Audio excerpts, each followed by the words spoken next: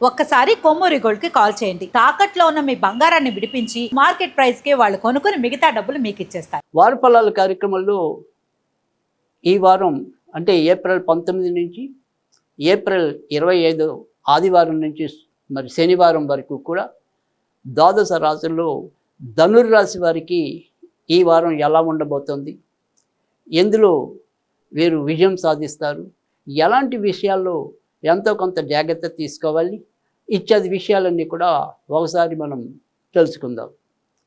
ఈ వారం ధనుర్రాశి వారికి ఇంచుమించుగా 65% మంచి ఫలితాలు రావటం అనేది అయితే ఉంటుంది. ముఖ్యంగా కొత్త అవకాశాలు, ఎదురు చూడని అవకాశాలు వీరికి తలుపు తట్టడం అనేది అయితే కనిపిస్తుంది. ఇన్నాళ్ళు తలుపుల్లోనే ఉండిపోయిన విషయాలు ఏవైతే ఉంటాయో అవి ఈ వారం తలుపు తట్టి మరి మనకి విజయ అస్తాన్ని చూపించడం అనేది వీరికి కొండంత ధైర్యం ఇవ్వటం అనేది అయితే ఉంటుంది. ఆర్థికంగా కొంత ఎదుగుదల రావటం అనేది, తర్వాత ఇటు ఉద్యోగం చేసేవాళ్ళు, స్వతంత్ర వృత్తుల్లో ఉన్నవాళ్ళు, వ్యాపారస్తులు ఏ రంగంలో ఉన్నప్పటికీ కూడా ఎంతో కొంత ఆర్థిక ఊరట స్వావలంబన ఈ వారం కనిపించడానికి అవకాశాలు ఎక్కువగా కనిపిస్తున్నాయి.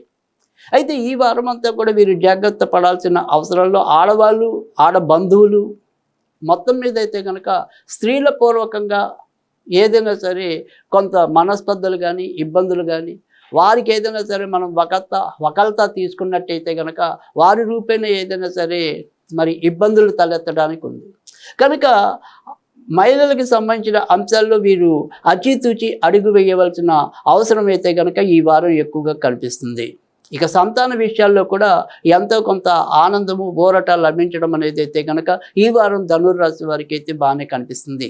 ఇక తోడబుట్టిన వారిలో ఎవరైనా సరే ఆడవాళ్ళు ఉంటే కనుక వాళ్ళకి అనారోగ్యం కానీ, వారికి ఏవైనా సరే కొంతవరకు ఆర్థిక నష్టాలు కానీ సంభవించే పరిస్థితి అయితే కనుక ఈ వారం ధనుర్రాశి జాతకులకు అయితే ఉంటుంది.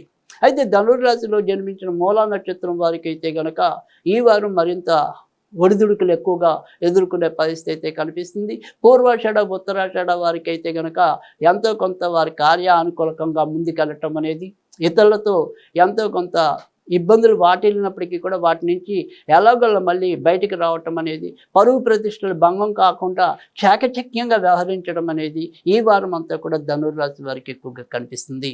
ఇక ధనుర్రాశిలో మరి జన్మించిన విద్యార్థులు బాగా కష్టపడితే తప్ప ఫలితాలు రావు. ప్రస్తుతం అర్ధాష్టమ శని అనేది నడుస్తూ ఉండటం వల్ల ఏ పని తలపెట్టినప్పటికీ కూడా ముందైతే కనుక ఎంతో కొంత ఒత్తిడి లేదా వాయిదా వేసి మరి ముందుకెళ్లాల్సిన పరిస్థితి ఉంటుంది.